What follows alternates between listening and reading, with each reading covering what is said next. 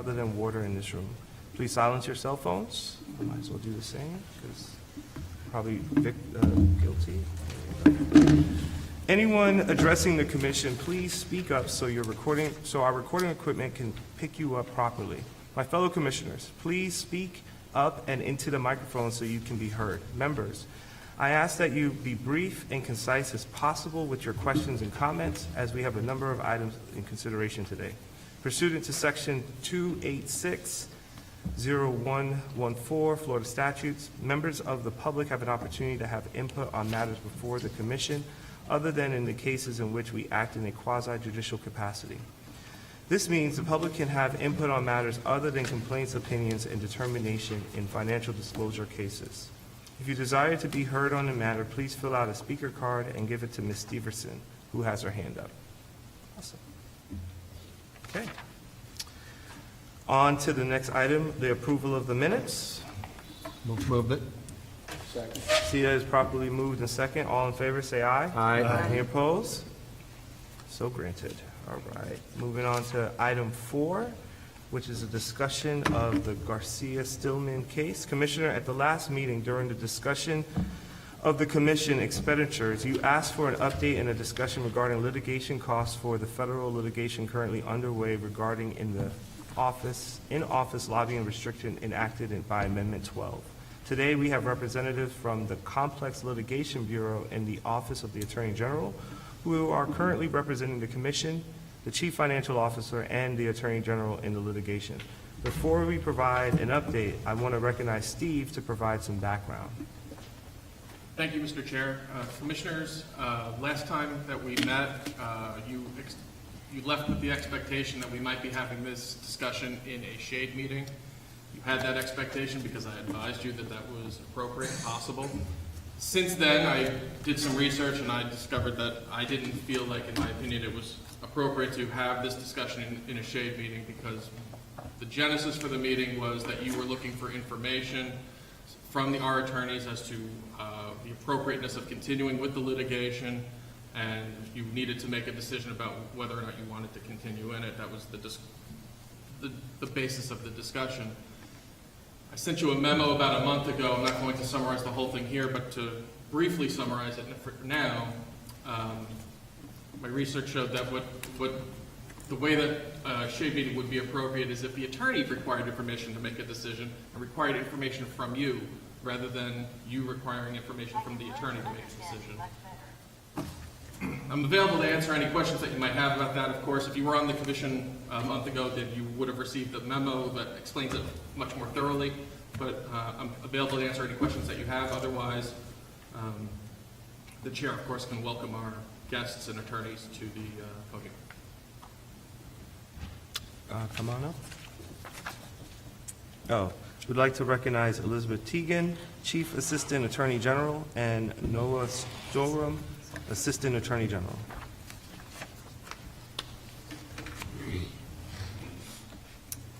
Mr. Chairman, Mr. Vice Chairman, Commissioners, and Ms. Stillman, thank you very much for the opportunity for us to come and brief you about the litigation. I'm Elizabeth Teagan. I am with the Complex Litigation Bureau in the Attorney General's office, and I'm here with my colleague Noah, who's an Assistant Attorney General, as well as another one seated over here, Special Counsel Stephanie Morse. We're representing all of you, along with the Attorney General and the Chief Financial Officer, in that litigation in the Southern District. The litigation was filed by a number of local officials who are challenging the lobbying restrictions. It was filed right at the end of last year, right before the amendment and the implementing legislation were scheduled to go into effect. So they brought essentially a First Amendment challenge in the Southern District in federal court in December, and the first thing they asked for was a preliminary injunction. And the case is pending in front of District Court Judge Beth Bloom. She's been on the bench for about 10 years, or maybe 12 years, I guess it is. And she did enter an injunction, a limited injunction. That injunction is now on appeal, but because of the nature of the injunction, the trial court case that we're involved in is going forward as well. So there are parallel tracks here, the district court litigation, the trial court litigation in front of Judge Bloom, as well as the appeal. The Attorney General's office is handling the appeal on behalf of this group as well, but it's really through the office of the Solicitor General, who's an appointed individual. Henry Whitaker is our current Solicitor General. His team is handling all of the appellate work related to the preliminary injunction in the 11th Circuit the appeal in the 11th Circuit, and will handle any additional appellate work that might come out of the proceedings that are continuing forward in the district court. So you've got a whole team of lawyers, two sets of teams of lawyers actually representing you right now. And I'm here to brief you on the case, but also to provide you a little bit of an update on the budget. Mr. Zulkowski said he provided you with some financial information about the costs of the litigation. But one thing to keep in mind is the Solicitor General's team does not charge for their appellate services. They're an extraordinary group of lawyers, and for sort of historical reasons, they don't actually charge to defend appeals because they're really working on behalf of the state of Florida. We, however, the trial team, do. We bill our clients, not just this group, but all of our clients. But in this case, because there are three, there's the commission and Ms. Stillman, the Attorney General, and the Chief Financial Officer. They're essentially, the bills are split three ways. The commission has 1/3 responsibility. So let me back up just a little bit, though. I see you have two new commissioners on your group today. I think what will happen, I know this will happen, welcome aboard. You will be, as a matter of course, named in that litigation as well. But it is not a lawsuit for any of you against you in your individual capacities. It's just in your official capacities as members of this commission. But it will kind of happen routinely. The two commissioners that were named that are no longer on the commission will be substituted by the two of you. So just if you have any questions about that, let me know. But that probably will either happen automatically or we will file a notice to that effect. So if the commissioners have any questions about the status of the litigation, I can certainly provide it. The preliminary injunction was entered and then stayed, so that it's very limited in scope, stayed by the 11th Circuit, so it's only applicable to two of the plaintiffs. Of the original, I think it was 6 plaintiffs, 5 plaintiffs? Well, there were 5 originally. 5 plaintiffs, 1 dropped out. And Judge Bloom, decided that no one in that group could challenge the part of the ban that relates to restrictions on lobbying once you leave office. So that's the 6-year ban. That's new, that's in effect because the court determined no one among the plaintiffs there had standing to pursue that. The only standing they had was to pursue restrictions, a separate part of the law that restricts their activities while they're serving.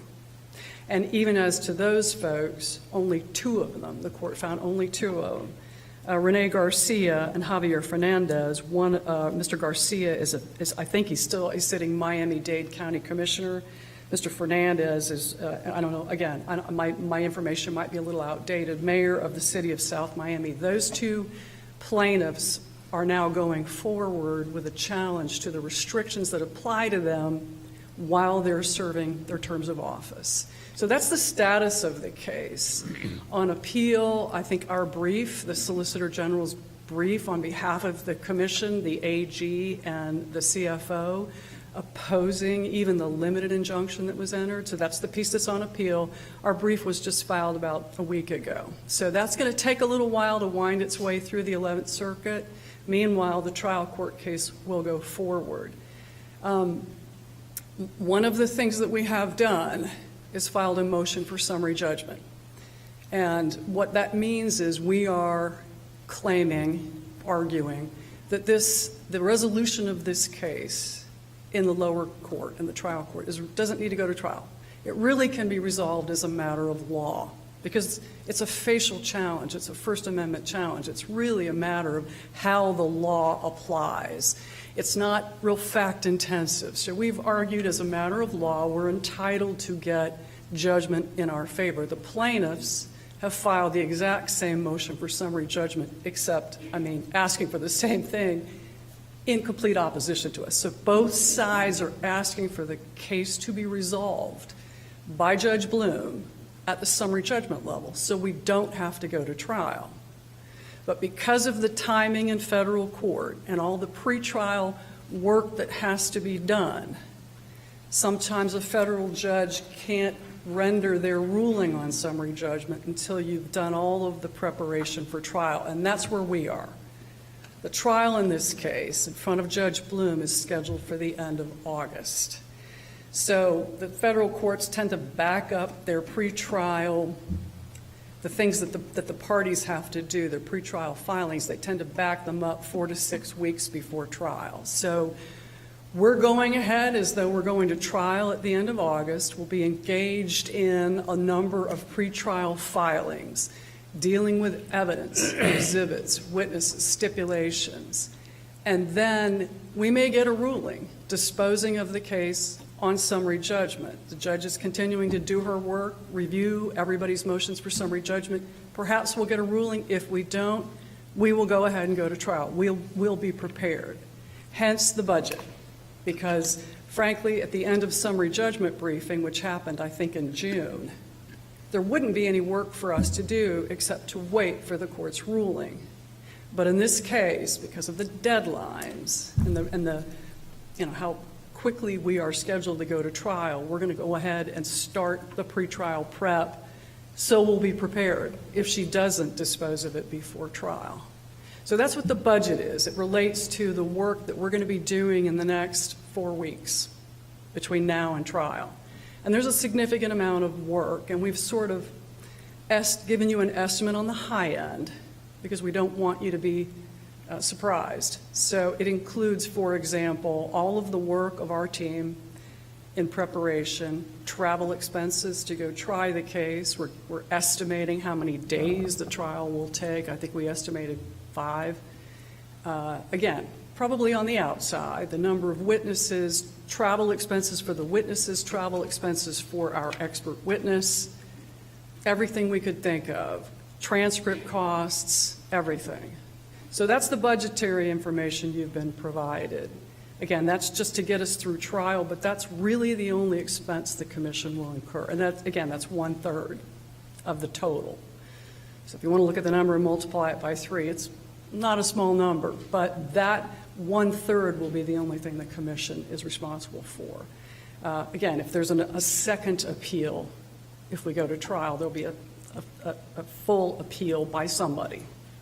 It'll either be us because the judge has ruled against us, or it'll be the plaintiffs because the judge has ruled against them. This is a very high-profile issue, that is going to get appealed, not just the preliminary injunction, but the entire thing. So at some point, you may have the Solicitor General entering an appearance for a second appeal on behalf of the commission, but there shouldn't be any expenses associated with that. So I'm happy to take any questions. If I've just sort of given you a lot of information and not been very clear about it, please let me clarify for you. But as Mr.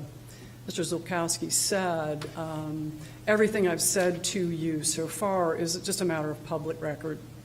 Everything, every position we've articulated, who is responsible for handling what part, the budget.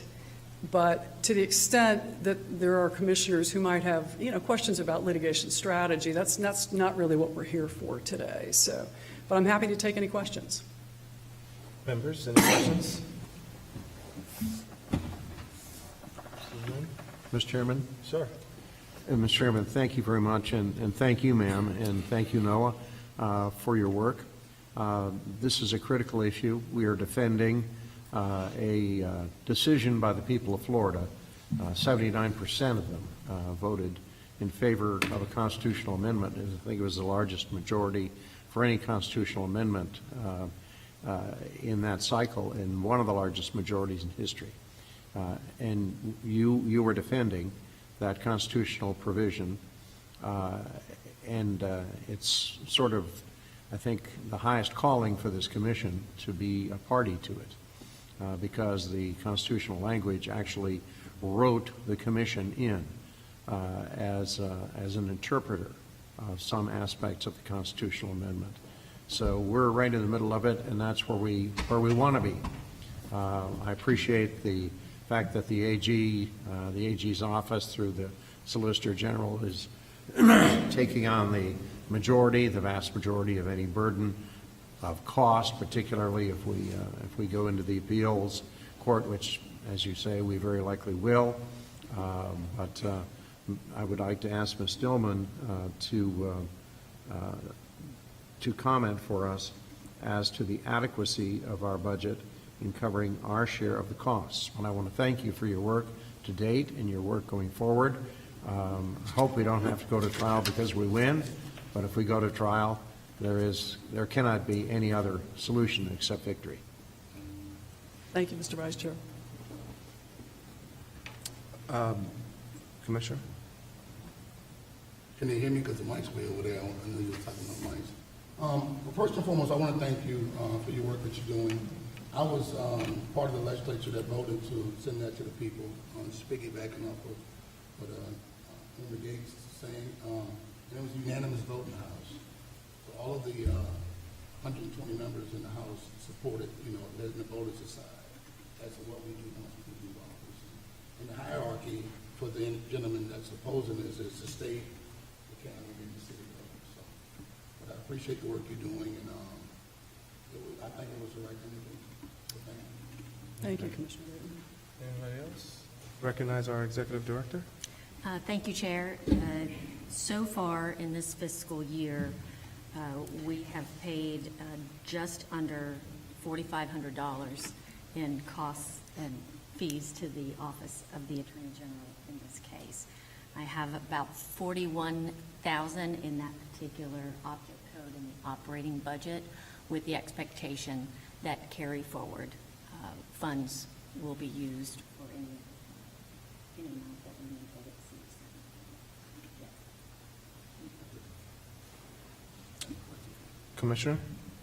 And just a question, I already know the answer, but that's part of the budget that we approved, correct? To the Chair, yes, that is a part of the budget you approved, and based on the adjustments I made once the appropriation came through from the legislature, I had to make a few tweaks to it, but we will be able to meet our obligation. Okay. Anyone else? Yes, ma'am. Commissioner? Just a matter of housekeeping, do we need to have, if we've been named in our official capacities, any reservations on our calendar for being available for any part of the discovery or the trial? We are not anticipating at all having any of the commissioners be present at the trial. You need one. Commissioner Gates volunteers, and but thank you for your representation. I feel like, at least by your presentation today, that we're well represented. Thank you very much. Awesome. Anyone else? All right, well, thank you. Thank you, Commissioners. All right, moving on to item number 5. Item number 5, this case has been continued at the request of the advocate due to an illness. Moving on to item number 6. All right.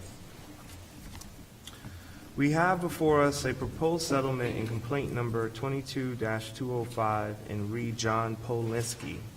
Will the parties or their counsel please identify themselves for the record? Melody Hadley, Commission Advocate. Okay.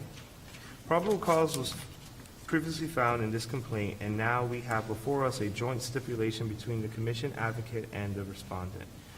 After considering all the materials and the presentations of the parties, the commission may vote to approve or reject the stipulation. If you reject the stipulation today, the complaint will go to the Division of Administrative Hearings for an evidentially hearing to, or the parties could negotiate a new settlement for consideration at another commission meeting. The parties cannot renegotiate and present a new stipulation at this meeting, nor can the commission negotiate a new stipulation. Complaints have the right to respond in writing to the proposed stipulation. We have not received any comments from the complainants in this case. Before the advocates can present the stipulation, are there any members who have any disclosures that they need to point out for the record? Ms. Hadley, you are now recognized. In this case, respondent serves as the Dorcas Fire Chief who violated Section 112-3149C Florida statutes by willfully failing to timely file a 2018 CE Form 1, which is a statement of financial interest. Through settlement discussions, the parties have come to an agreement. In the stipulation, respondent admits that he violated the Code of Ethics and agrees to entry of a final order recommending his removal from public employment, which is the only penalty available. We respectfully ask for the Commission's approval of the joint stipulation. Members, are there any questions? Move approve. Second. All right. See that it's probably moved and second. Are there any discussions? Hearing none. All in favor, say aye. Aye. Any opposed? Seeing that it's been properly moved. Thank you. All right. Properly passed. All right, we're on to agenda item number 7. Peter Colusas. Am I saying that right? Callias. Okay. This is a staff recommendation for legal insufficiency of a complaint wherein the respondent has waived confidentiality. The commission rules do not permit participation by the respondent or complainant at this stage of the process. You have the written staff recommendation in your materials. Before we consider the legal insufficiency of this complaint, are there any members who have any disclosures they would want to put on record? None. Would any member wish to have a staff present the draft order, or do I hear a motion? I move the draft insufficiency. Second. All right. Are there any questions? Seeing that there's no questions, no discussions, all in favor say aye. Aye. Any opposed? See that it's properly passed. All right, move on to number 8. Agenda item number 8. This is the consideration of opinion file 2800. Any public officer, candidate for public office or in public employee in Florida who is in doubt about the applicability of the disclosure laws or standards of conduct to him or herself, anyone who has the power to hire or terminate another public employee may seek an advisory opinion from the commission about himself, herself, or that employee. Advisory opinions are based solely on the facts provided by the requester and are legally binding on the conduct at the issue. Is the requester here? Mr. Chairman. Yes, sir. Thank you, Mr. Chairman. Mr. Chairman, I have a disclosure to make. The attorney in this case representing the New College of Florida is Bill Galvano, former president of the Senate, and my disclosure is that he is my appointing authority initially, and he is a close personal friend. However, I'm advised by the General Counsel's office, and I stand to be corrected if necessary, that because Mr. Galvano is operating here solely as an attorney, in this advisory opinion would inure either to the advantage or disadvantage of his client, but not him, that I have no conflict of interest. I wish to place the disclosure on record. Thank you, sir. Anyone? Sir, Commissioner, you recognize. Same here. I served in my capacity as House District 70, and I covered Hillsborough, Manatee, Sarasota, Pinellas. And President Galvano was on that delegation, and I worked with him. There was no objection to me being able to. Okay. Thank you, Commissioner. Gray, you are recognized. Thank you, Chair. Commissioners, this opinion request is brought by the General Counsel for the New College of Florida. The initial inquiry received was whether a newly appointed member to the university's Board of Trustees, who is a journalist, would have any conflicts of interest if he were to continue working for 2 different journalist platforms, including occasionally writing and getting paid for content that might be of pertinence to the university. Once we started taking a look at the different journalism platforms, though, including an online platform called Substack, on which he posts different articles, we felt we also needed to analyze the different contracts he had to enter into to work for these journalism platforms. And there was also a gift law issue that we saw that needed to be addressed. So in the end, the opinion became very lengthy. The good news is the individual components, the questions in the opinion, are fairly straightforward, and I'm going to go over them with you this morning. Let me start by giving you the background here, explaining the different sources of income coming to this trustee. There's two of them. There's two different journalism platforms he writes articles for, and we've been told that he was working for both of these platforms before he was appointed to the new college board. So these all preceded his appointment. First, he serves as a paid officer for the Manhattan Institute for Policy Research, which is a think tank that produces research and publications on a variety of issues, including issues related to higher education. As part of his work for the Manhattan Institute, he serves as an editor and a writer for the City Journal, which is a publication that the Institute produces. Separate and apart from that, he also has a personal account on Substack, which is this online platform on which writers can post different articles and commentary they've written. Some of the articles he posts on Substack are available for free. Some of them are kept behind a paywall, and it requires a paid subscription to be able to view those paywalled articles. As the draft explains, he is not employed by Substack. Substack is just a platform on which he can post different content. Supposedly, I would guess it's similar to having a YouTube account that allows you to post videos on YouTube. His payment for his articles on Substack come from people who want to read those paywalled articles. They pay a subscription to be able to view them. He takes a certain percentage of each subscription to his Substack account. The trustee is asking whether or not he can publish articles and commentary in the City Journal or on Substack, where he might address matters that are of relevance to the new College of Florida. From what we're being told, and this is the exact language he uses, the strong majority of his content will concern other social and legal issues, but a certain percentage will relate to higher education matters and issues that are particularly relevant to the university.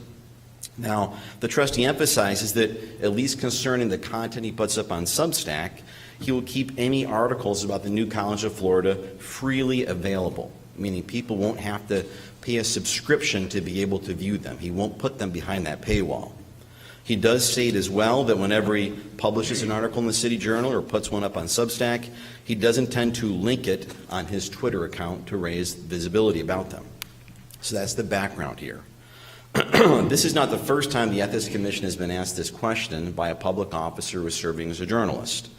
As detailed in the draft, there are at least 4 prior opinions over the years where the Ethics Commission was asked if a public officer could report on matters of relevance to their public agency and even take payment for it.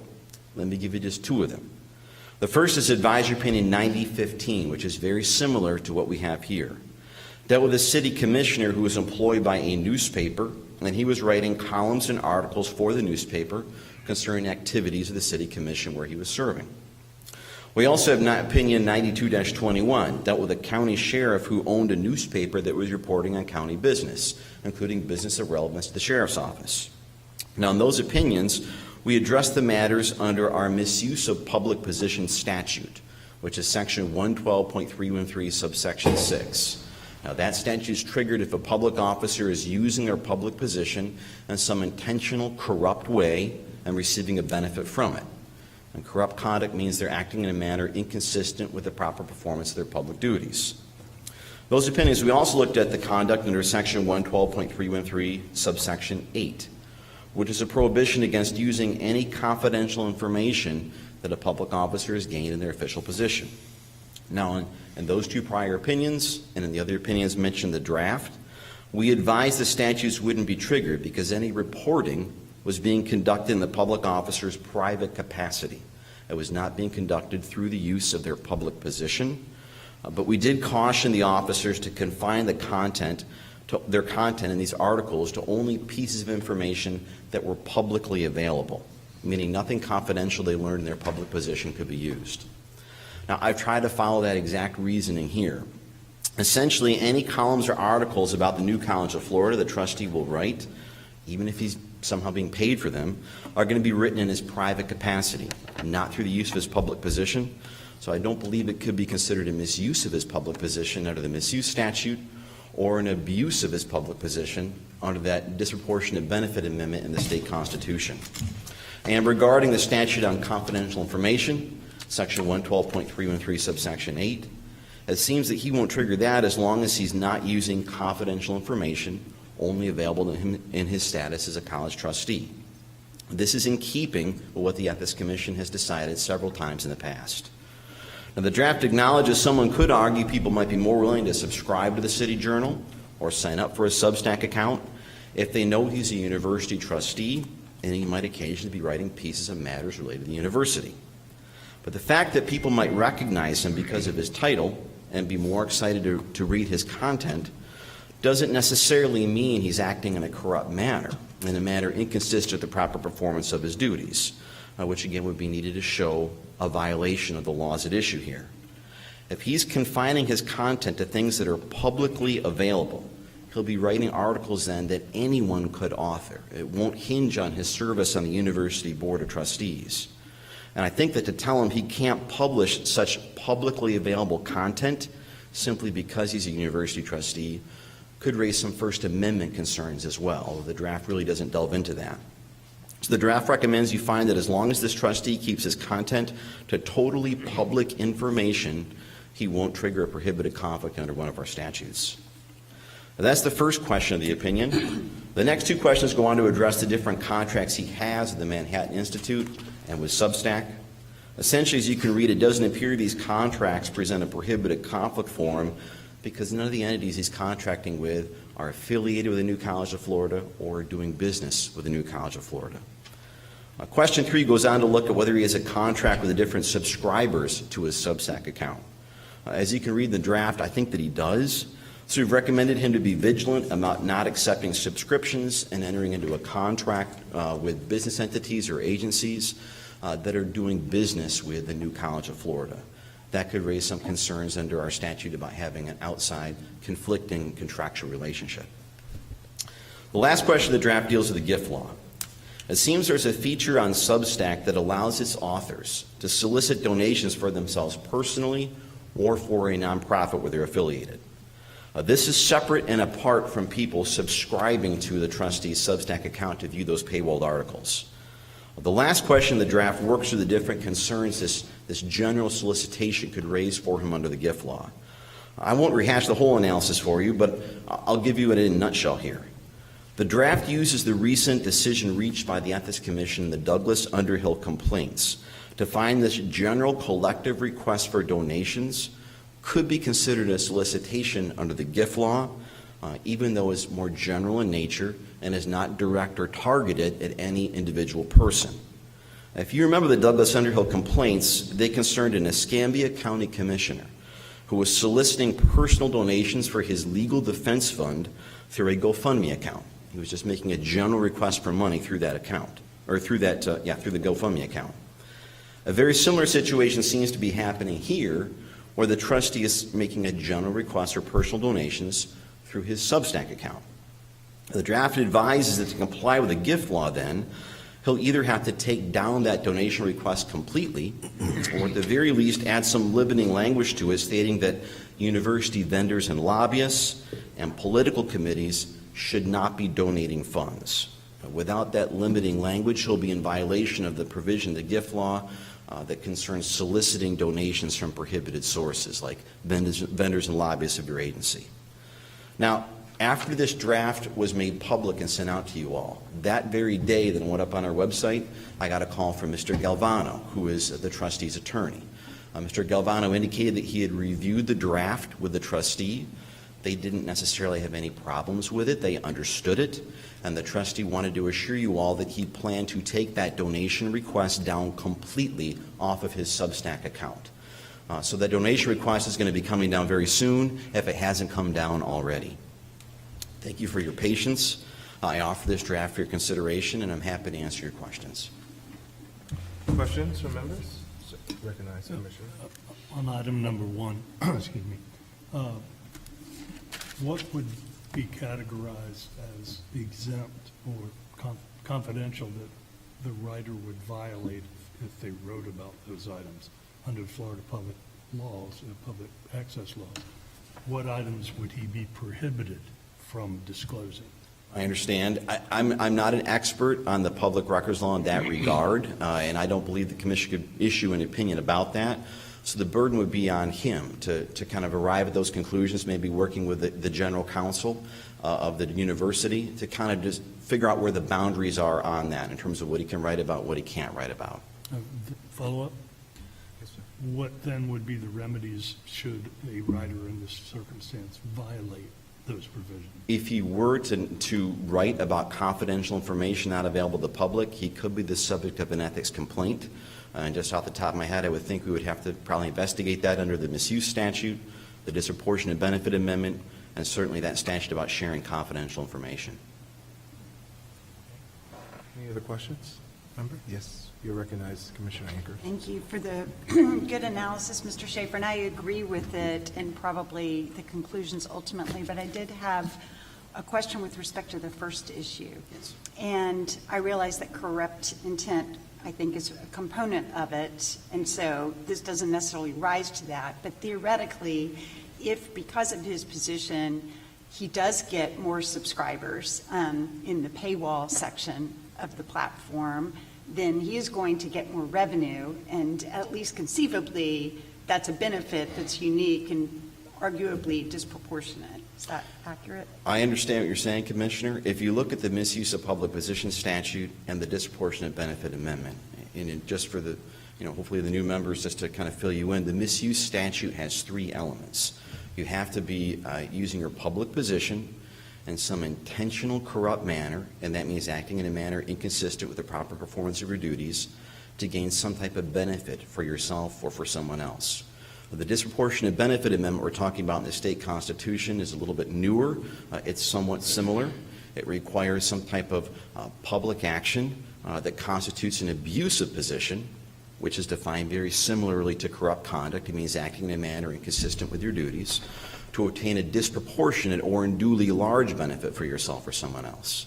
Now, to Commissioner Anker's point, I suppose it's conceivable that more people might be prompted to sign up for the City Journal or subscribe to a Substack account if they know that the articles that are put up there are going to be written by a university trustee.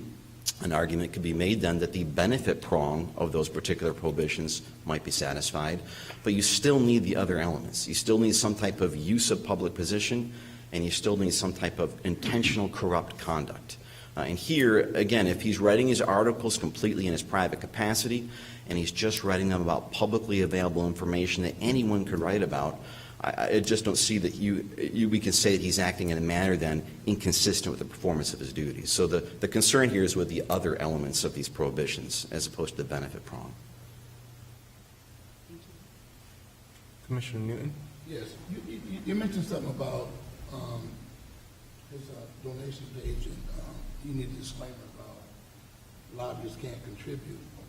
But isn't there a time when elected officials can receive funds and how does that work if he can? Well, there are certainly, there's the laws about campaign contributions are separate and apart from the gift law. They're exempted from the reach of the gift law. But what the gift law says, which is in section 112.314, again for the benefit of the new commissioners here, it says that if you're a state reporting individual or procurement employee, and reporting individual means you have to file a financial disclosure form like the college trustee does here. Once you're in that position, you are prohibited from asking for or soliciting a gift of any amount from a vendor or lobbyist of your agency or from a political committee. So that's triggered once you move into your financial disclosure filing position. Once you're in that position, you can't ask for any donations or any money for yourself personally, in this guy's case from a university vendor or lobbyist or from a political committee. Hello, Mr. Chair. Yes, sir, you're I recognized. understand that part. I was talking about anybody else giving them. Oh, I see what you're saying. I'm just saying, Yes. as elected official, we're not supposed to take any money until it's.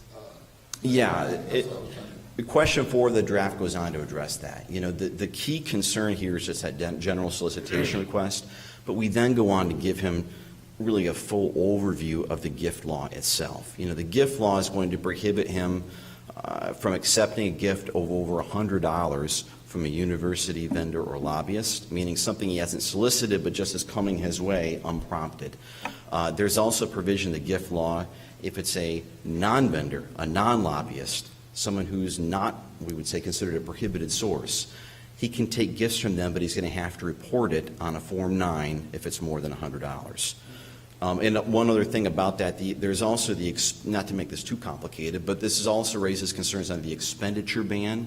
The expenditure ban says if the gift donor is a executive branch lobbyist or the principal of an executive branch lobbyist, he can't take it completely. So it does get somewhat tricky, but we tried to, at the end of the opinion, give him kind of a step-by-step overview of what he would be subject to in terms of the gift law and the expenditure ban. And I think your recommendation and him taking it down was, to remove all doubt, was great.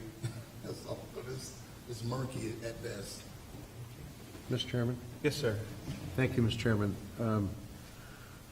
Counsel, if you go back to the Commission on Ethics opinion 92-21, that was the case of the sheriff owning a newspaper, and I believe that the opinion in that case advised the sheriff to be sure that he doesn't use the newspaper to report on things that might happen, or is happening, that would, because of the sheriff's position as a public official and the newspaper being owned by the sheriff, that these are matters that would benefit that newspaper in such a way that it would be more beneficial to have that information than other newspapers or other media outlets in the area. That the sheriff's newspaper, in effect, would have an advantage over other media. So here's my question. What if this trustee, and I don't think this is unlikely, I think I would probably do the same thing, fall into this. What if the trustee were writing about an educational policy, and bearing in mind that New College of Florida and what it's going through right now represents substantial change in educational policy and being watched nationally. What if New College of Florida was engaged in a new policy and this trustee were to write in a prospective fashion, as to this policy or this issue, New College of Florida is very likely going to do this in response to that policy issue. Is there a relationship back to 9221 and therefore is there a line that the trustee has to be careful that he doesn't cross?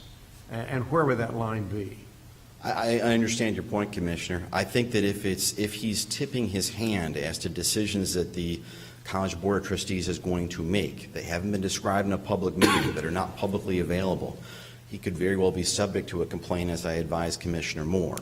If it's information, though, if it's clear, and this would depend very much on the facts at hand, but if it's clear that the university is going to be deciding a particular matter in a particular way, that's been discussed either in publicly available memos or in meetings, and it's well acknowledged that the issue is going to come out a particular way, I think that he probably could just write articles containing his own opinion on it.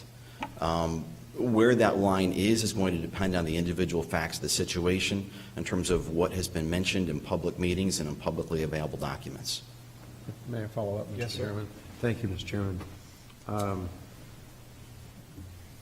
And that's a hard line to define, probably, in the real world. Imagine the trustee writing about an educational issue and saying, the New College of Florida is very likely to do this or to do that in response to this issue. And he doesn't rely upon any confidential information. He's relying upon his understanding and experience as a trustee, his interactions in public, in the board meetings with other trustees, his meetings with President Corcoran and others about how they're going to respond to this issue. So he writes a compelling piece in one of the platforms that he is paid to write for, about how the new College of Florida is very likely going to approach this or that educational issue. Does our opinion sufficiently guide him in this regard? And if so, where, in the opinion? I believe that it does. And again, when Mr. Galvano spoke with me, he didn't seem to have any confusion about that aspect, which I take it to mean that they felt the advice and the opinion was clear enough. At the end of question 1 of the opinion, we informed him that he needs to be very clear, if he's writing about the university, that he needs to put in there that he is not speaking as a representative of the university, that he's just sharing his own personal views. And again, if he's tipping his hand as to decisions and that are based on content that he's learned in a shade meeting or something that has not been yet exposed to the public, he could be subject to a complaint. So he's going to have to be very careful if he's writing about new college business, particularly prospective business of the new college. What I think the opinion does clarify, though, is if he's just writing his own personal opinion, saying his personal views on a particular issue, even if it's an issue that's going to be tackled by the new College of Florida, I don't believe that would be outside the parameters of what we're telling him. I think he probably could do that without triggering an ethics violation. And again, I think to tell him otherwise might be stepping on his First Amendment rights. Thank you, Mr. Chairman. Members, you're recognized, Just Commissioner. to follow up to that, I'm searching for bright lines here, and there don't appear to be many bright lines in the separation of this. What is the difference here if an author, I'm speaking in broader sense, that is a trustee using those platforms for an op-ed in the Naples Daily News or Myers News Press, or doing an op-ed piece that's an advocacy piece for change or doing things different, contracting out. I'm not thinking more in the academic realm here. I'm thinking in terms of the university being a business and contracting with outside contractors. Where's the difference in all of this? Is it the subscription aspect where the writer can earn money out of the process as opposed to just a free published op-ed piece? Mm-hmm.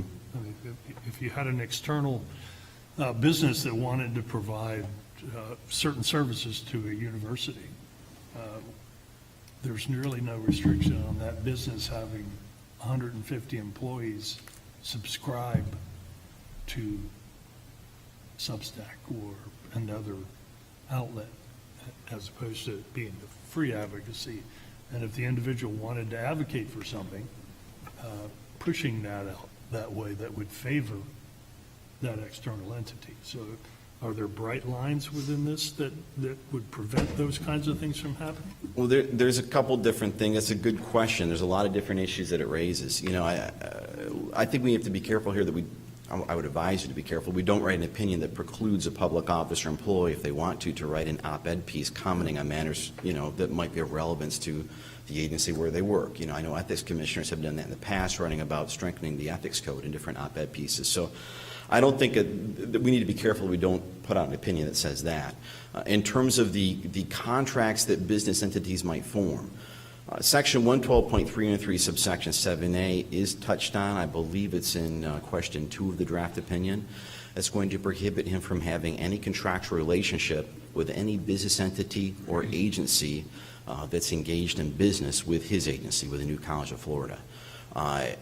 And I think that a subscription, as detailed in the draft, could be considered a contract because he's making a series of promises in exchange for consideration, in exchange for these individuals subscribing to a Substack account. It's been very clear that he is the individual that's in the driver's seat when it comes to his subscribers, not Substack. He sets the subscription rates.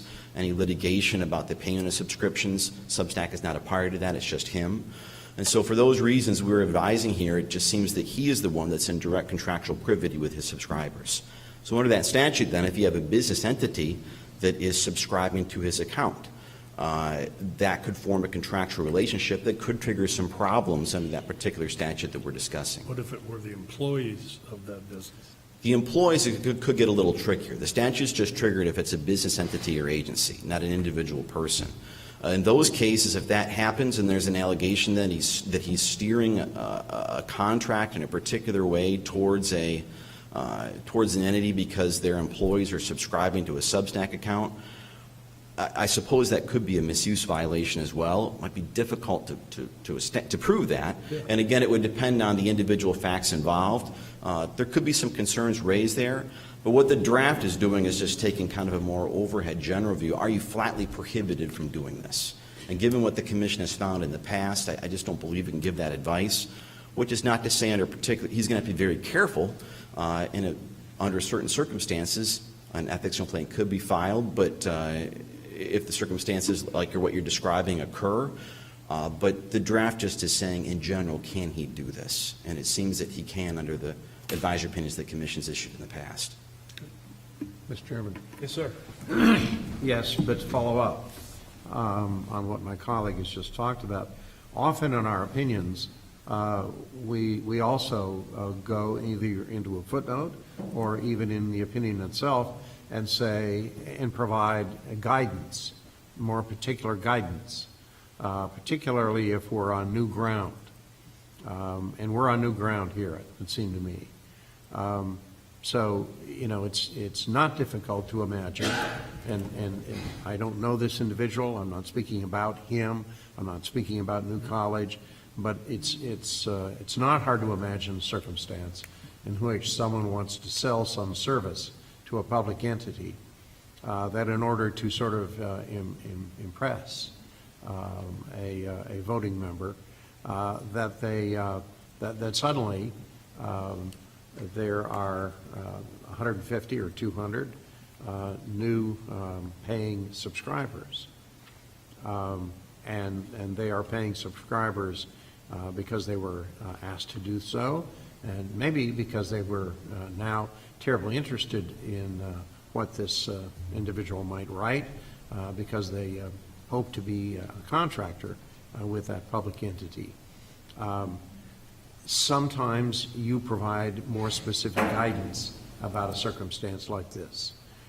Should we not be? Because it's not hard to imagine that this might occur. You know, having come from the scummy world of politics, those things happen. Yes, I do understand your point. Page 14 of the draft, we're looking in that particular question at different subscriptions to his account and how he should be careful about this. We go over the analysis under 112.3 and 3 subsection 7A, which I just went through, about how, you know, his subscriptions could constitute a contractual relationship. We encourage him this is a direct statement from the end of page 14 here. You indicate the trustee is able to view the username and email address of each of his subscribers. To the best of his knowledge, none of them are conducting business with the New College of Florida. We encourage him to be vigilant in this regard if he chooses to continue allowing subscriptions to his Substack account. I'd be happy to add an additional footnote indicating that he should also be vigilant in the future about not extending any preferential treatment to any particular subscriber, whether a business entity or not, as it could raise some concerns under the misuse statute like we're discussing this morning.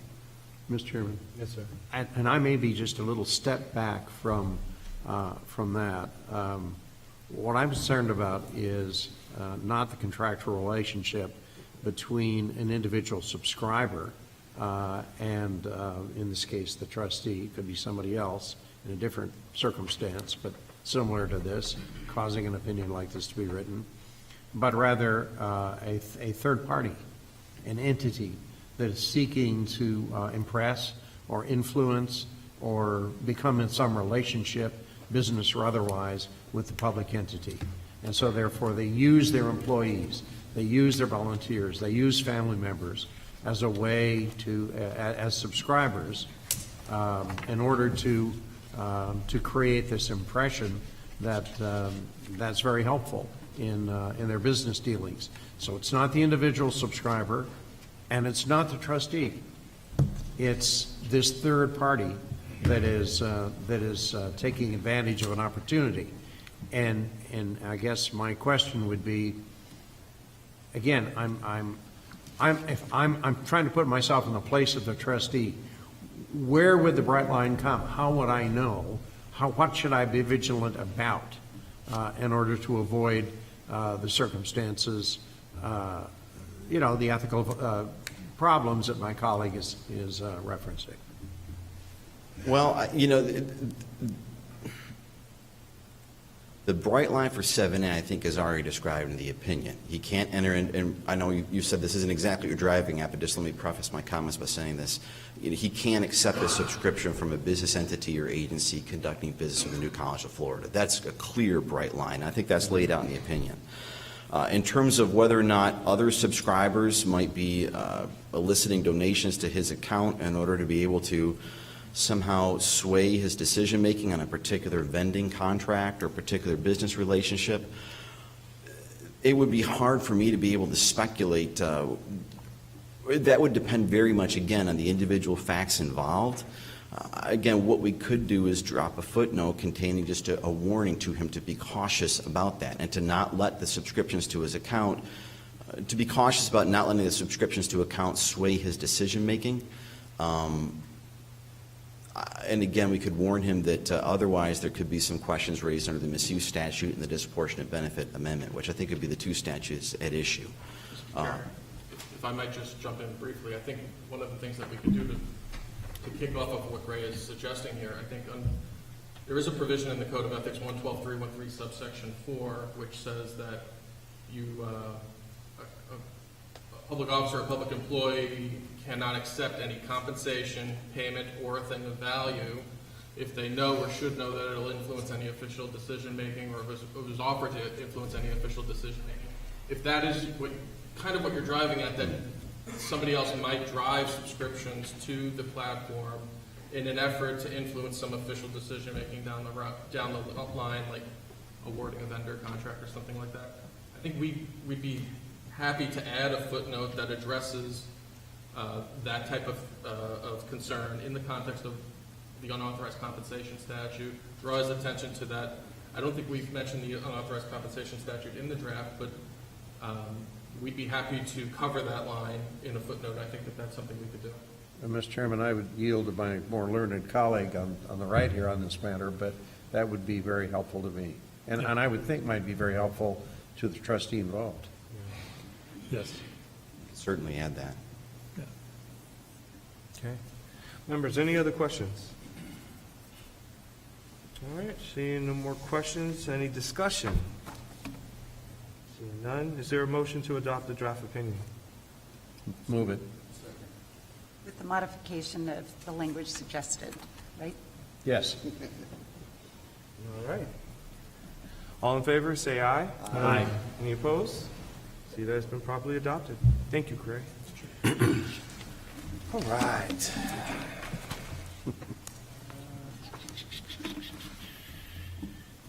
Now we're on to number 9, disclosure appeals. All right. Item 9 on the agenda consists of the appeals of automatic fines for failure to timely file their annual financial disclosure forms. None of the listed appellate requests to be heard, so there is no oral presentation on the consent of these appeals unless a member requests it. Are there any appeals a member wants to set aside for presentation by staff or any disclosure a member needs to put on the record? All right. Seeing none, any questions from the members? Is there a motion? So moved. Is there a second? Does that mean, just to clarify, that we're taking these all up collectively? Is that what that? Yes, yes, ma'am. So there's a motion to it was properly moved and second.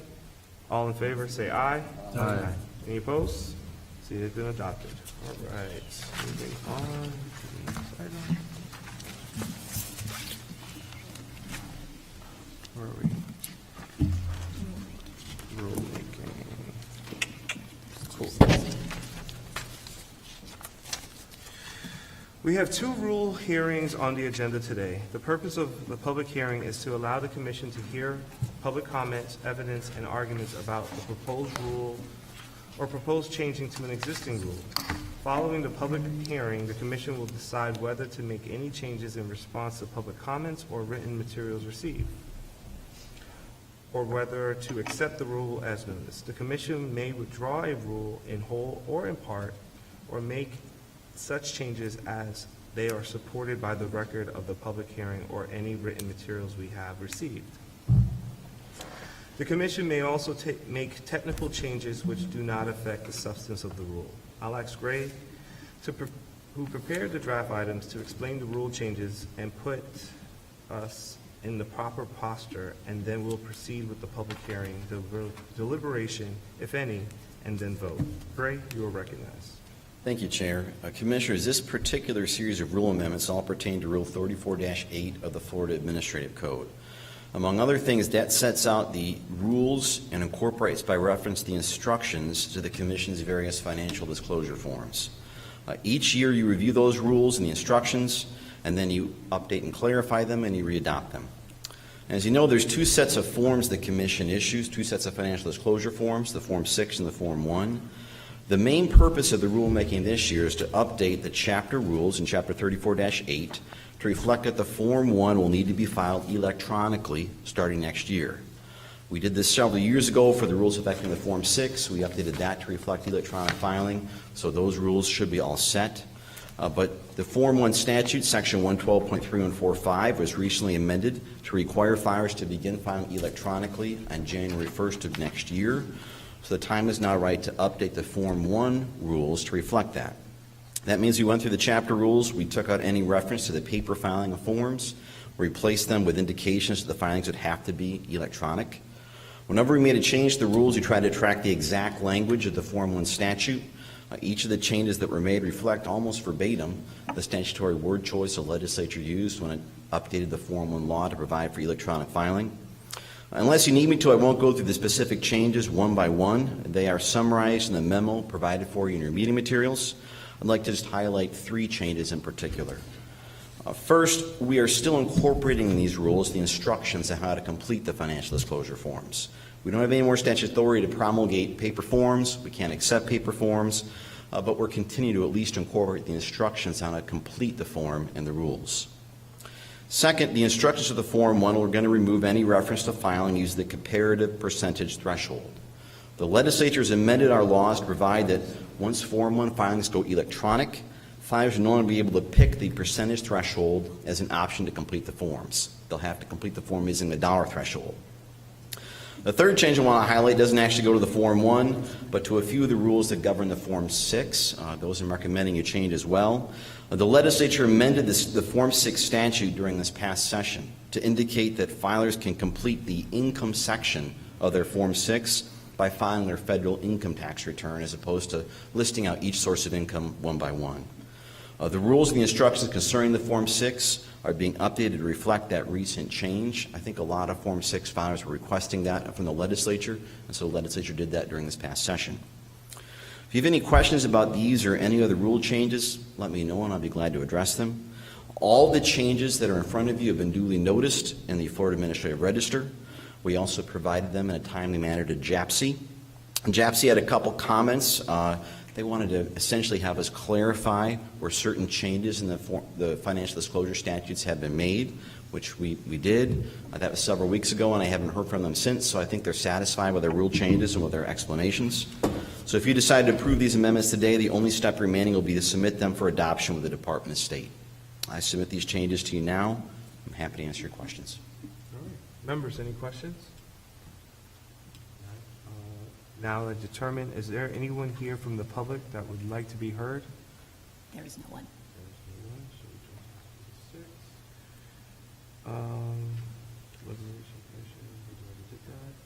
Is there, We have not had a chance to talk. okay, members, this is where we open it up to deliberation or any discussion. Any discussion, commissioners? Seeing none, is there a motion? Adoption, a second? See that it's all in favor, say aye. Aye. Any opposed? See that it's been properly moved and approved. All right, so now we move on to rulemaking, rule hearing, chapter 34-7. Gray, you are recognized. Thank you, Chair. Commissioners, this rule amendment is found in a separate chapter in the Administrative Code, so it had to come before you as a separate rule hearing. It deals with Chapter 34-7, in particular Section 7.010, subsection 1A of that rule. That subsection incorporates by reference the Form 2, which is a form that has to be filed when a public officer represents clients before another political subdivision. The statutory authority for the Form 2 is actually found in the Form 1 law, Section 112.3145. And as I mentioned just a few minutes ago, the legislature recently amended the Form 1 law to require the Form 1 and any other forms that it mentions to be filed electronically starting next year. So this ropes in the Form 2 as well. Starting on January 1st next year, a filer submitting the Form 2 has to do so through the e-filing system. The system was built to accommodate the filing of the Form 2, but we need to change a little bit of the language in the rule and the instructions incorporated by reference in the rule to reflect electronic filing. As before, I noticed this amendment in the Administrative Register. I sent it over to JAPSI. JAPSI just had a very minor grammatical change they wanted us to make, just changing something singular to plural. So I offer this amendment for your approval, and I'm happy to answer your questions. Members, any questions? Seeing none. All right, is there anyone from the public that would like to be heard on this rule? All right. Members, do we have any discussions? Seeing none, is there a motion? Second. See that it's been properly moved and second. All in favor, say aye. Aye. Any opposed? See, it's been approved. Thank you, Greg. Thank you. Now we move on to item 9 on the agenda, consideration of the 24 legislative recommendation. Because we have 2 new members, I would like to recognize our executive director to give a quick brief on this item. Thank you, Mr. Chair. Once again, we find ourselves looking at another legislative session. Next session begins in January, and committee meetings will begin in September. I believe the House meets in September, and then Senate starts in October. So things will be moving quickly here very soon.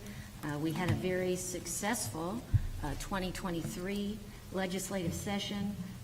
In that bill, the legislature took care of a number of your recommendations. So the memo that you have in your materials has removed all of the items that were adopted and implemented by the legislature. I left in there for your consideration this time around the remaining recommendations from that packet. First of all was the recommendation regarding the conflicts of interest law in 112.313 sub 7 to just sort of tighten up a little bit what we would consider maybe a bit of a loophole there regarding doing business with your own agency. Currently, if you're a council person, you cannot contract with a business if that business is doing business with your city, if you're a city councilman. But if, as a councilman, you create an incorporated entity, that corporation arguably can do business with the company that is doing business with the city without violating the law, even if the company is solely owned by the council person. So the commission in the past, as well as you last year, have seen this particular notion as thwarting the underlying goal of the law to prevent officials from having relationships with companies that are doing business with their agencies. So you might wish to continue to seek the legislature to shore up the law in that manner. In 2023, I'm not aware of any particular bill that contained language relating to that particular statute. In 2022, there was language relating to that in House Bill 7067. That bill died on second reading in the House in 2022. Also, you had a recommendation regarding the voting conflicts law to make that law consistent between state and local electeds and local appointeds. Currently, at the local level, if an official is elected and they have a voting conflict, they can participate in discussion on that particular measure. They can talk about it, advocate for it, but then right before the vote, they have to announce their conflict, they have to abstain from the vote, and then file the appropriate voting conflict form within 15 days. So they can weigh in, and nobody knows that they have a conflict right up until time for a vote. Whereas appointed officials at the local level have to announce their conflict prior to any participation on the measure. They're not allowed to participate until they make that announcement and make that disclosure. State officers only have to abstain from voting on a measure if it helps or hurts them personally. They do not have to abstain when the measure benefits an employer or a relative, like the locals do. And so the commission has asked that the voting conflict standard be the same for everyone, whether state or local, and that the commission's Form 8A and 8B be the only, the commission Form 8A, which is the state disclosure, be the only form applicable for state abstentions. I guess currently legislators have a different form that they use. In 2022, 7067 had voting conflict provisions in it. It did not address the state. There hasn't been an appetite that I've seen so far for changing the state voting conflict law at all. That doesn't mean that you can't recommend it if you see fit. There was no traction on voting conflicts in the legislature last year. Also on your list last year were the requests for some whistleblower-like protections for ethics complainants. Because this complaint process here is a citizen-driven process, somebody must file a signed sworn complaint. They can't be anonymous. We do have the referral ability for certain agencies to file referrals. As you know, we don't see many referrals each year. And so we don't necessarily need more complaints. We get plenty of those. We maybe need better complaints on particular issues that we know might be happening out there, but that we don't see. And so the threat of adverse employment or personnel action in retaliation for somebody filing an ethics complaint would be very real and discourages people from filing valid ethics complaints. And so you wanted to have some sort of whistleblower-type protections enacted for the benefit of ethics complainants who might work for someone where they'd like to file a complaint, but might be fearful of doing so for fear of their job. There has been no recommendation or no bills in the legislature filed on that particular recommendation. For a number of years, included in your recommendations, you've included opposition on an issue that sometimes reared up in the waning days of session relating to representing clients before your own board. The commission has always said that if a person serves on a board, that person cannot represent clients before the board, and neither can members of his or her professional firm, such as a law firm. This interpretation is similar to the rules of professional conduct of the Florida Bar that imputes the conflict of one lawyer to all conflicts, to all lawyers of the firm. You have cautioned and registered your opposition to any such change to that prohibition. Similarly, you had registered your opposition to changes in the gifts and expenditure laws related to having lobbyists and principals being able to, in an unlimited amount, provide donations to certain public officers and employees if the donations were used towards costs associated with serious injury or illness. We've not seen anything in a number of years related to these two matters, but they were included last year. My 2 cents on those is I wouldn't mind you deciding if you still were opposed to those things. We might not need to include it with our packet, but I would have it in my back pocket so I could act quickly if I saw something on it. Also, we added a couple of things that have come up in the last year for your consideration as a new proposal this year. First of all, this was a commission request based on something you heard in a prior meeting relating to costs and fees petitions. Recent meeting, you had a fees petition that was filed by a person who was a candidate for public office but didn't already hold public office. And the commission, in part, was dismissed because as the law is currently written, it does not appear that candidates have standing to petition for attorney's fees when a complaint is filed against them containing false information that was material to the complaint. And so the commission could recommend a minor change to the law that would permit candidates, when their petition meets the requirements of the law, to go before a DOA administrative law judge to seek costs and attorney's fees from a complainant. Another item that I've put forth in the memo is from staff. It would be a technical change, a request for a technical change to 3144 sub 10, to amend it to clarify that individuals who are appointed to complete the remainder of a term of office for a Form 6 office are required to go ahead and complete that Form 6 so that we can have that on file. That is something that we advise, but it sure would be nice for it to be stated clearly in the law. There could be others that you all came with today. I didn't have anyone contact me after mail out with anything they wanted us to research or mention. So with that, I turn it over to all of you to discuss what your priorities will be. Steve and I will be the registered lobbyists working on behalf of the commission. But as you know, the magic is with the members.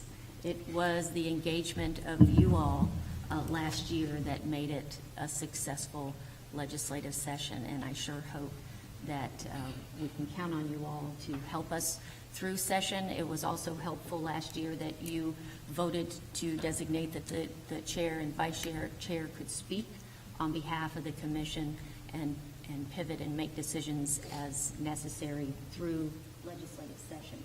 When we don't have that, you have a meeting in late January, and then your next meeting is early March.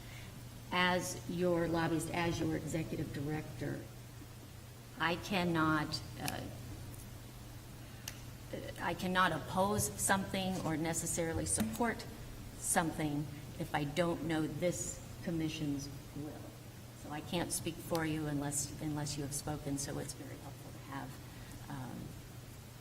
have the ability to act quickly so that we can make sure that we push things that need to be pushed, and if there's something that might be detrimental that you really think would be detrimental, we can work to get that information to the appropriate people. Back to you, Mr. Chair. All right. Members, any questions? Any discussions? Sir, you're recognized.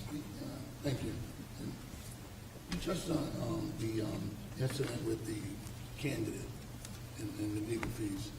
Will that help to some end with the argument about the candidate being an elected official? Which I think was asinine, but that's my opinion. Through the chair, we would only be addressing, we wouldn't be touching on that particular issue. We would be just clarifying in 317 related to costs and attorney's fees statutes, adding that candidates are included in the class of individuals who can file these petitions. Steve, is there anything you'd like to add to that?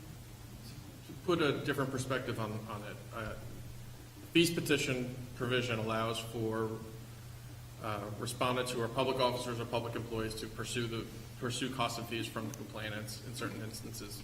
The argument that was made at the podium by the attorney for the respondent in that case, she was a candidate.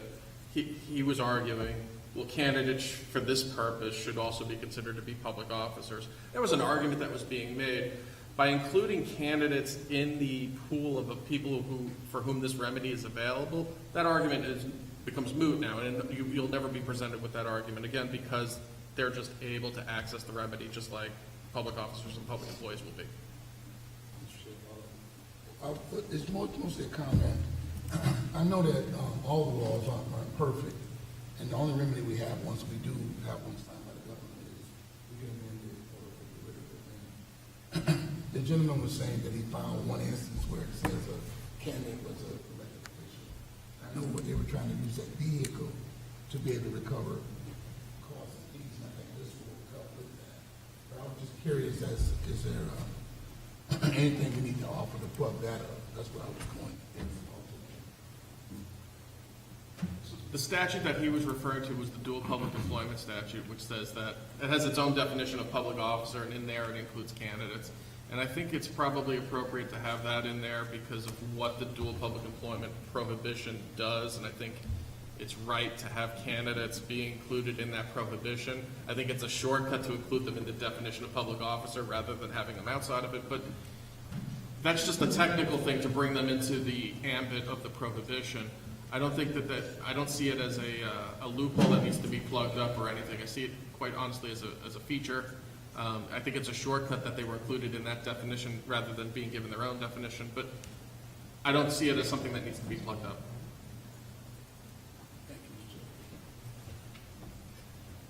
Commissioner, you recognize.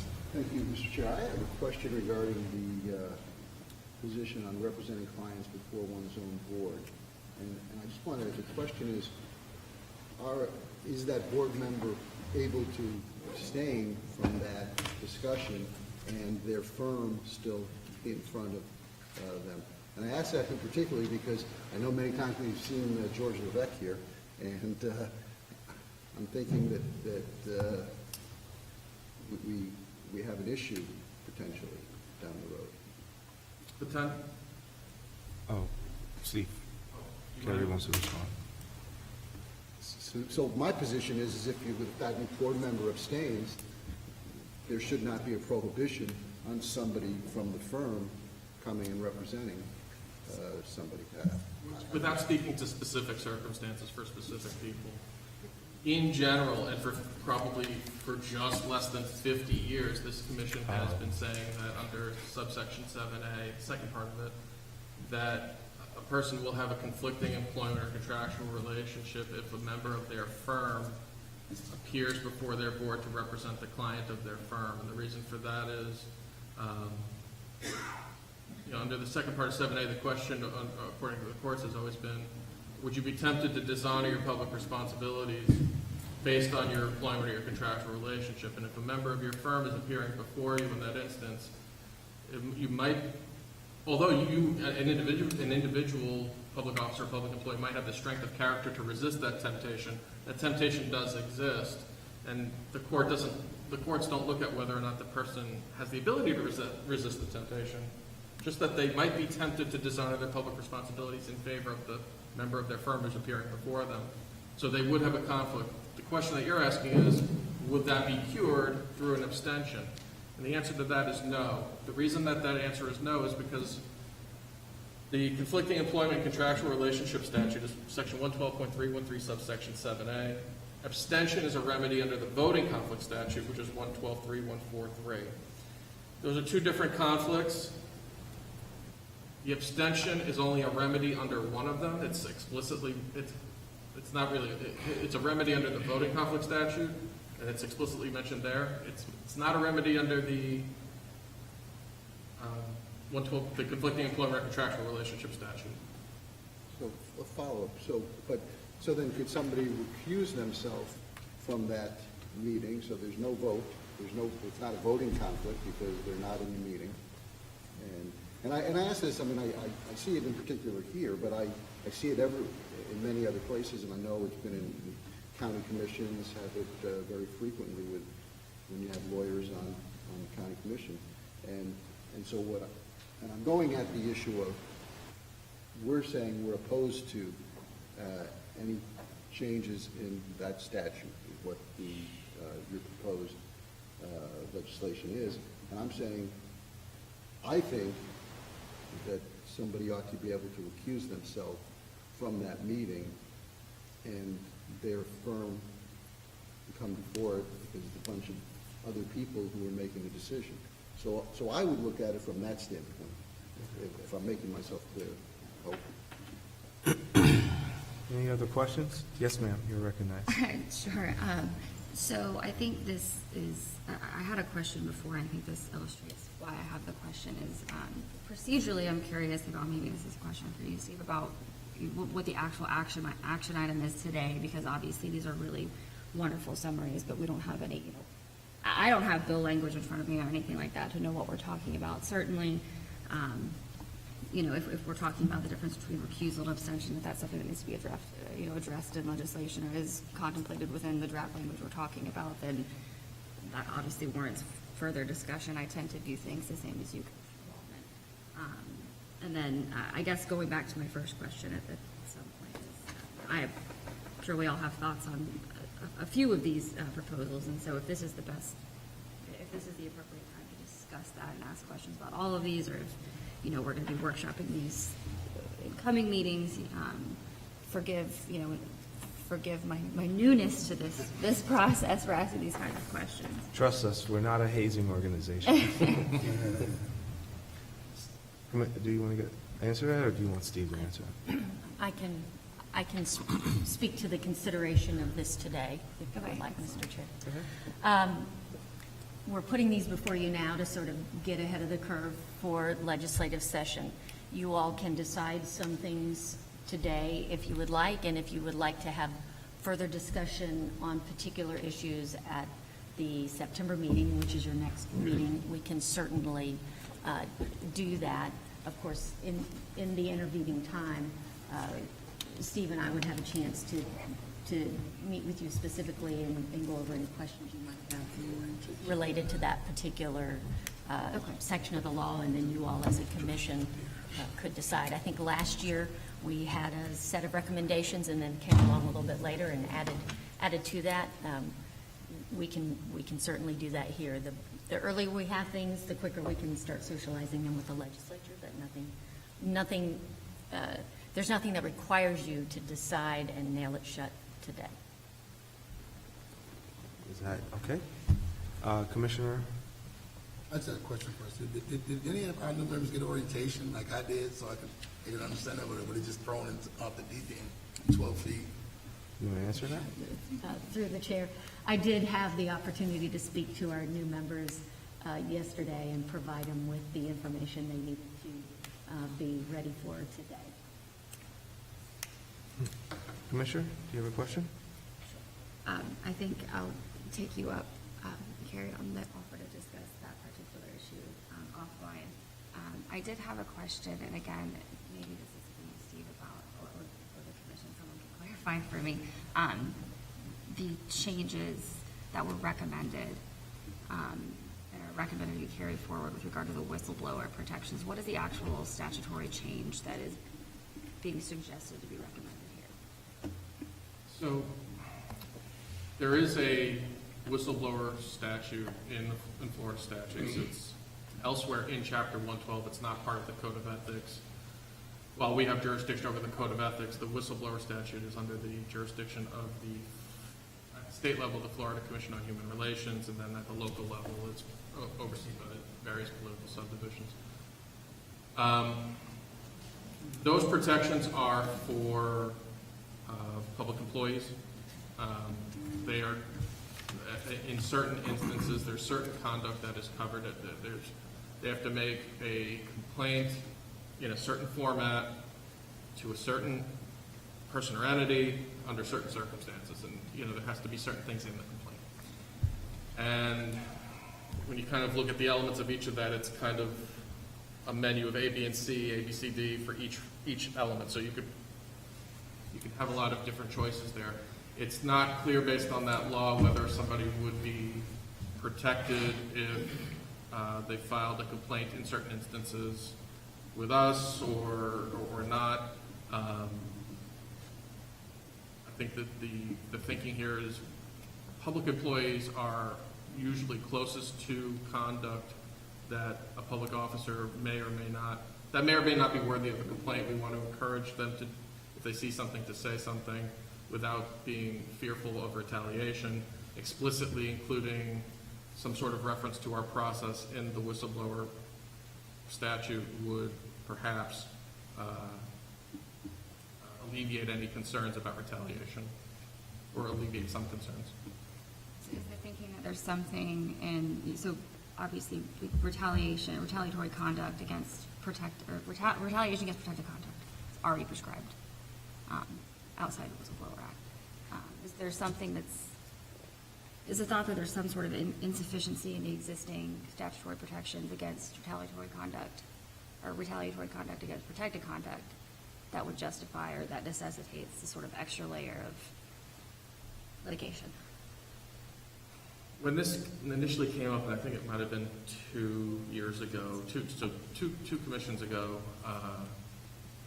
when this came up, it was the commission's thinking that there might be a deficit there. It's a little bit unclear to me, and I used to work at FCHR as their deputy general counsel. It's a little unclear to me whether or not these things would be covered.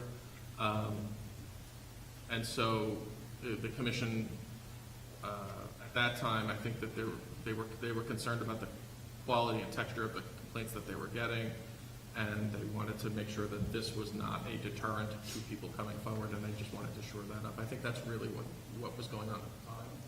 The recommendation has carried forward through the years, and it is now up for debate again here today. Mr. Chairman? Sir? Mr. Chairman, I think that we ought to see some proposed statutory language. I know that the executive director has made it clear that our intent here is not to create a spate of anonymous complaints and fill the mailbox with complaints coming from people who just don't want to leave their name. But we want, if we want anything, we want something that's very narrowly tailored and specific. So I would ask that the general counsel produce specific statutory language that we could review and debate and discuss. Okay, sounds good. Did that conclude your question? Okay. Commissioner Moore, I saw your hand. Yeah, I just would have a suggestion, particularly since we have two new members here today, that, we're all cognizant of the timeline of the legislature and being early in January, but I don't think there's harm in deferring a formal vote on this until September, with the caveat that staff share with the appropriate House and Senate that this is the meal we're chewing on, so that at least there's some awareness at that level that this is likely going to be something along these lines that we're going to be submitting, and then just defer to give them time, the two new members, time to visit with staff individually. They don't have the benefit of the hindsight on a number of these issues that we've all dealt with. That's fair. So before we basically tabled this on, there was a segment. Was there any commissioners who wanted to add anything or discuss anything new before we tabled this? So that way it gives staff an opportunity to research it, prepare it, and then be ready for September? Okay. Hearing none, so we'll just move this off to next month. I need a motion to table it? Yeah. Okay, so I need a motion to table this to December? All right, heard, so moved and second. All in favor, say aye. Aye. All right, any opposed? It's been properly adopted. All right, moving on to the next thing, which is the consideration of the 2024 meeting schedule. Any questions, concerns about the proposed meeting schedule for 2024? Too many meetings. Don't know if I'll be here for them. All right. Commissioner Waldman moved that we approve it. Any seconds? Second. All right, all in favor? Aye. All right, any opposed? See none? It's been properly adopted. All right, moving on to Chair's report. No report from me. Moving on to our Executive Director report. The floor is yours. Thank you. I don't have much to add to my written report. I do want to indicate there'll be some additional rulemaking in September regarding the commission recusal procedures, so you have that to look forward to. Also wanted to, in case you hadn't seen, Commissioner Moore was reappointed by the governor yesterday. I'm sorry. So we're glad to see that, and finally, There you go. finally, on a personal note, I hope you'll join me in congratulating our chair, who was fortunate enough to marry his fiancée a few short weeks ago, Mary Letitia, and you might remember she was here at a meeting not that long ago. So Yeah. congratulations and best wishes to our Thank you. chair. Thank you. As he moves forward. Want me to continue with everyone's favorite topic of discussion, electronic filing? Yes, please. All right. We did it. We didn't just survive it. I think we did really, really well this year, and we have kind of taken a moment to pat ourselves on the back a little bit before we switch into high gear again. I think from the filer perspective and the feedback we received, the e-filing process was better and better than expected and relatively smooth. The deadline was, of course, July 3rd, and although state employees were given the day off, we did not believe under the statutory requirements that we could adjust the deadline. So we had our disclosure staff, our legal staff, our administrative staff, Steve and myself working on the 3rd. The office was open to assist last-minute filers, which we did. There were many, and we had our fabulous tech team standing by on that day to assist us with any unexpected glitches. There were none technically on that day, which was wonderful. I want to celebrate the success of the season and acknowledge that a lofty goal was met. I want to thank Tricia and Willie and the entire OLITS team who worked really hard on the technical side to meet the rigorous demand of the project, and they might say us, and its unique challenges. I also want to thank Bob Endres, who's the CIO in the Senate, and Carrie McEwen, the CIO in the House, for their expertise and guidance and assistance with the project thus far. It really has been a team effort. Also, everyone on the commission staff for their hard work. Those who weren't directly involved in the filing season were pitching in with overflow from staff who had to direct their attention to the e-filing disclosure season. The Florida Commission on Ethics is the little agency that could, really. The only reason a project like this can be successful in any way with a small agency like ours is because of the caliber of people who work for you in this office. They are committed to the agency's mission, and in the face of complex and difficult challenges, they always manage to rise to the occasion, and they refuse to fail. I know I've spoken before of the meticulous and endless work of Kim Holmes and Lynn Blaze on this project, but their contributions cannot be overstated. Having said that, there is more work ahead. We're now in the grace period before those automatic fines start to go for filers who file after September 1st. That is a Friday. In terms of compliance overall thus far, there are right now 38,232 filers on the list. For Form 6 non-judicial filers, we are currently at 87.2% compliance, with 179 Form 6 filers still needing to file or risk being fined. Generally, we will get that compliance up to about 99%, 98%, so we have a little bit of work ahead of us. We are currently at 97.6 compliance for judges' Form 6s. There are only 30 judges who have yet to file. I will note that we do not have any fining authority over judges. Turning to Form 1, who are our paper filers, they're filing on paper, as far as we know, for the last time.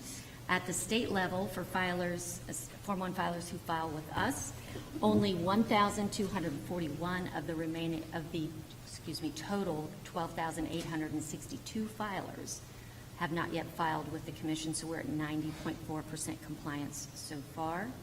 And of the 22,743 Form 1 filers who file locally with their supervisor of elections, 3,401 filers have not filed yet, which is a compliance rate of about 85%. As I mentioned, we expect these numbers to go up and improve in the weeks ahead. Pursuant to statute, for Form 6 filers, weekly email reminders are being sent. They no longer get certified mail reminders. Kim and the disclosure team are working to reach out to the various coordinators and enlist their help in urging their agency's non-filers to get their forms in. Next week, certified mail will go to the Form 1 filers who have not yet filed at a cost of $7 per mailing. We will not be doing that next year. It will be electronic. Although not required by statute, we'll be sending those reminder cards by good old-fashioned U.S. mail to non-filers in August. And we will have our annual staff phone fun day where the entire staff stops what they're doing and works to contact as many of the non-filers as we have before we start fining people. The goal here is compliance and not to fine them. It's a really good investment, and we get a lot of good feedback from it. We do this because we'll do whatever is necessary to get folks to comply and reduce the fine filers. Also, coordinators, this is new, are already starting to use the new system in real time to update filer information. This will streamline the process in 2024 for notification and launch of Form 1s. There are still technical things we are working on to put in place by the September 1st user acceptance testing internal deadline that we've set, the preferred filing requirement in the system, public search, merging of duplicate filers, which we have, which is a complex issue to solve, and last but not least, the Form 1 and Form 2 that will go online to be electronically filed beginning January 1. So we're getting ready to do that user acceptance testing, work on staff augmentation, and we don't have a lot of buffer for a lot of surprises in between that time.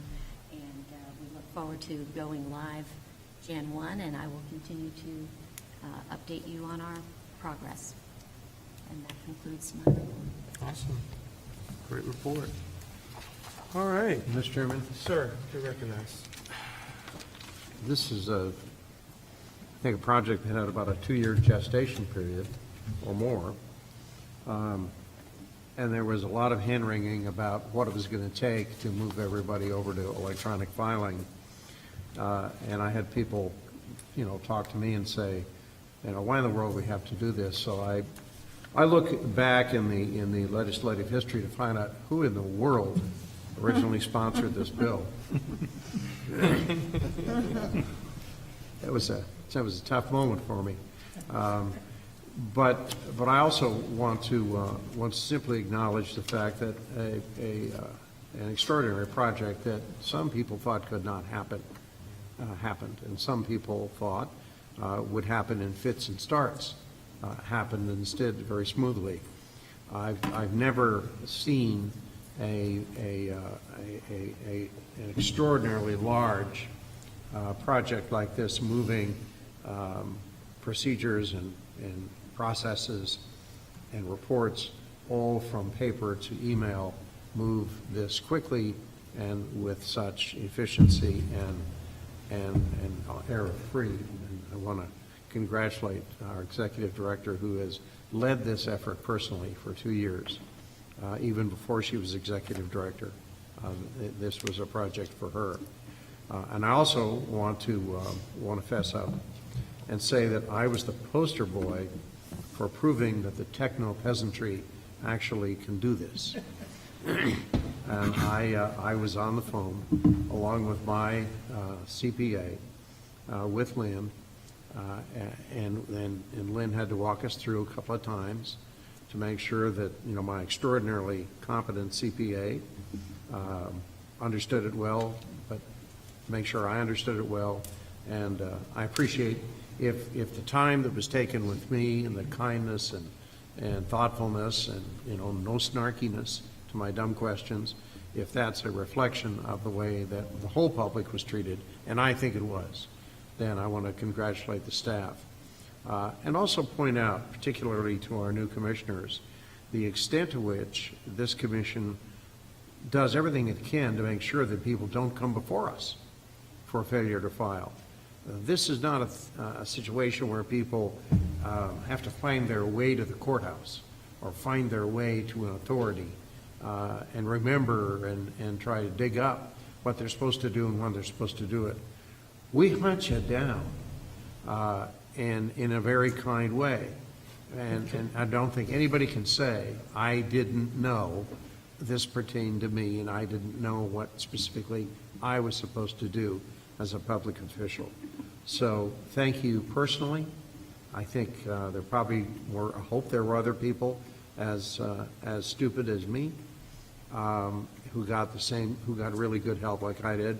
And thank you as well from an official capacity as a member of this commission for making us look really good with the way that you did this, Carrie, and the way that your staff performed. I couldn't be more pleased or impressed. Well said.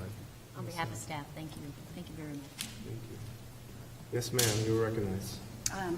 The other people that Commissioner Gates just referenced, I'm not going to call them stupid because they're the only people I care about pleasing this world are judges, but they would probably self-describe as techno-peasantry, and I had 3 call and ask me to pass on separately, probably didn't know each of them had reached out to let me know how easy it was and how appreciative they were of the process. Any other comments? Great job. Thank you. With that said, Commissioner Wallman, move that we rise. Meeting adjourned.